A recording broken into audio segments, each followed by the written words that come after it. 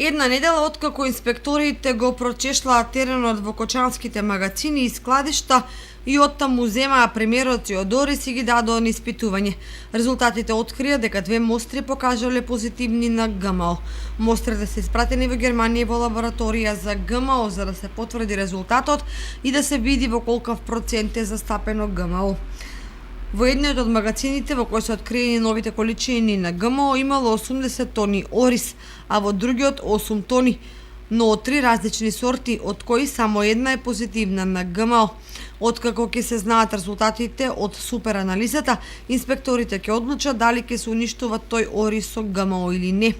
Дополнително со проверката колкав е процентот на ГМО во новите случаи, инспекторатот сака да утврди дали се работи за случај каде има ГМО до 0,9%, која во европските земји е дозволена граница, за која и не мора да се декларира дека има ГМО бидејќи е незначителен процентот на застапеноста.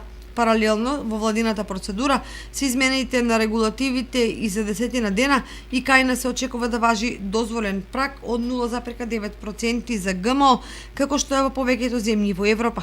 Инспекторатот најави дека во иднина ќе зема мостри за испитување и од нивите, каде е можно да завршиле известни количини од овој ориз употребен како семенски материјал.